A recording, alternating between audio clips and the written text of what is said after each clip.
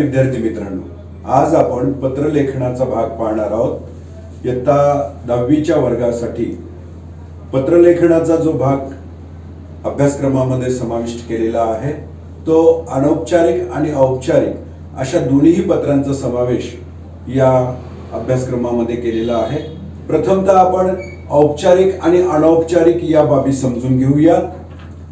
औपचारिक पत्रलेखन म्हणजेच व्यावसायिक पत्रलेखन, तर अनौपचारिक पत्रलेखन म्हणजे कौटुंबिक पत्रलेखन।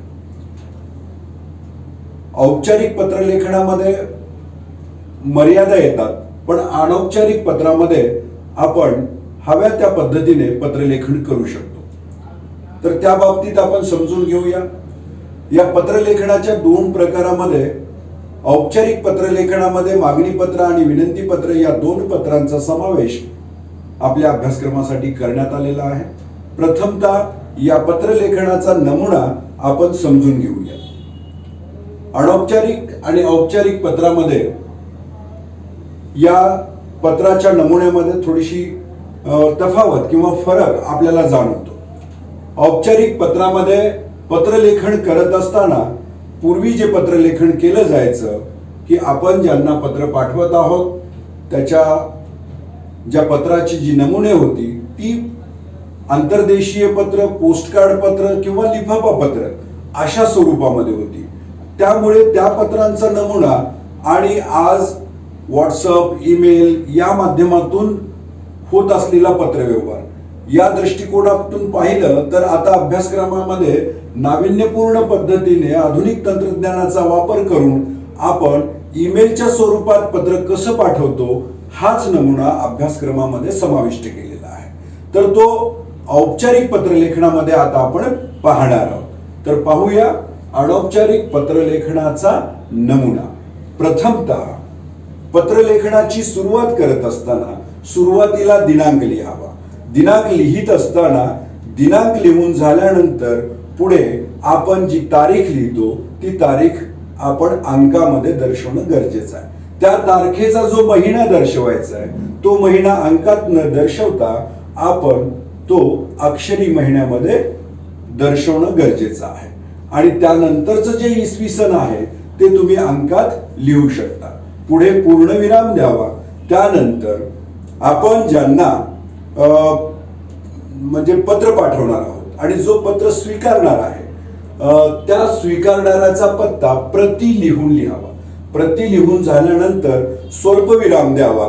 स्वल्पविराम देऊन त्या खालोखाल त्या व्यक्तीचे नाव किंवा त्याचा हुद्दा लिहिणं आवश्यक आहे। पहा, नाव किंवा हुद्दा यापैकी एक, अन्यथा नाव लिहून त्याच्या पुढे हुद्दा लिहिण्याची आवश्यकता नाही। तर हुद्दा किंवा नाव लिहून झाल्यानंतर त्याच्या खालोखाल त्याचा पत्ता लिहावा। पत्ता लिहित असताना तो प्रशासकीय कार्यालयामध्ये कामकाजासाठी आहे त्यानुसार त्याचा प्रशासकीय पत्ता इथे अपेक्षित आहे। अन्यथा बऱ्याच वेळा आपण अनौपचारिक पत्रामध्ये किंवा कौटुंबिक पत्रामध्ये जो पत्ता लिहितो तो पत्ता इथे अपेक्षित नाही। त्यामुळे कार्यालयीन पत्ता लिहून झाल्यानंतर त्याच्या खालोखाल त्या शहराचे आपण नाव लिहावे। हा झाला प्रति लिहून त्याचा पत्ता।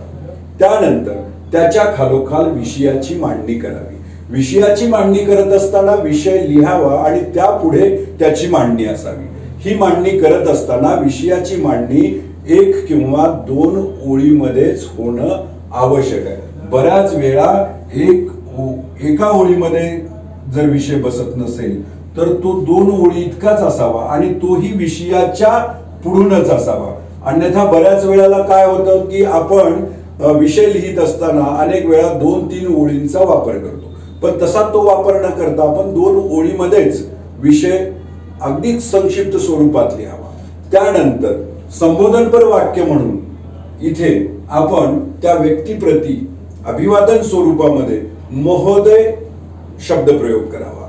अन्यथा त्या हुद्द्याप्रमाणे जर ती स्त्री असेल तर महोदया लिहिलं तरी चालेल, पण तो व्यक्ती पुरुष आहे असं समजून आपण महोदय हे संबोधन लिहावे।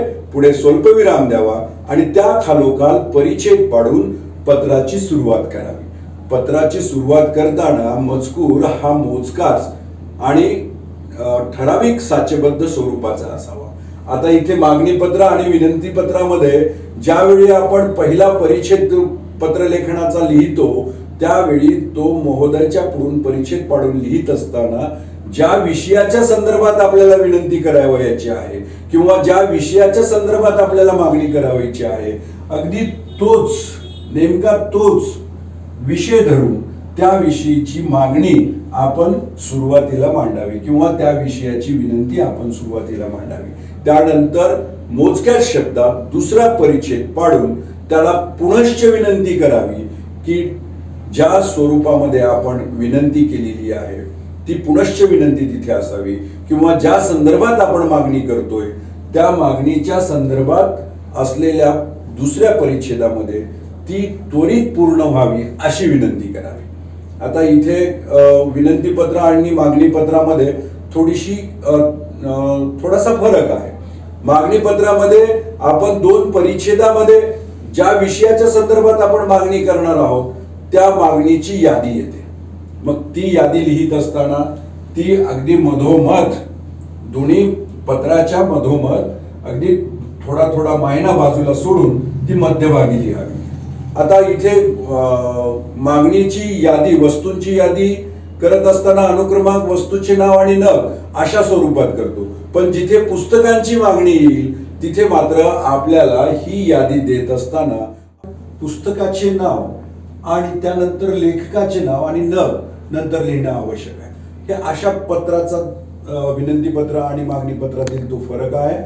त्यानंतर आपण या औपचारिक पत्रामध्ये शेवटी ज्यावेळी आपल्याला विनंती आणि मागणीविषयीची विनंती करून पूर्ण होईल त्यावेळी समारोपामध्ये आपण सर्वात शेवटी आपली स्वाक्षरी करावी. स्वाक्षरी करत असताना आपला कृपाभिलाषी आपला स्नेहांकित अशा स्वरूपामध्ये अभिवादन करून आपण आपली स्वाक्षरी करावी. आणि स्वाक्षरी झाल्यानंतर आपला पूर्ण पत्ता लिहावा. पत्ता लिहित असताना शेवटी आपला ईमेल ID द्यायला विसरू नये. तर हा झाला औपचारिक पत्राचा नमुना. अत्यंत नमुना सोपा आहे, अवघड क्लिष्ट यामध्ये काहीही नाही. फक्त मागणी पत्र आणि विनंती पत्र यामधील फरक आपण समजून घेऊन या औपचारिक पत्रामधील अगदी शिस्तबद्ध स्वरूपामध्ये कुठेही फापट पसारा न मांडता मर्यादित शब्दामध्ये आपण विनंती पत्र आणि मागणी पत्र पूर्ण करावे ही सर्व विद्यार्थ्यांना म्हणजे सूचना आहे. अनौपचारिक पत्र हे आपले कौटुंबिक पत्र असतात. यामध्ये थोडासा पत्राचा मायना वाढला तरी तो गृहीत धरला जातो. पण औपचारिक पत्रामध्ये मात्र तसं नसतं. त्यामुळे औपचारिक पत्रामध्ये या संपूर्ण बाबी लक्षात घेऊनच आपण पत्रलेखन करावे. धन्यवाद.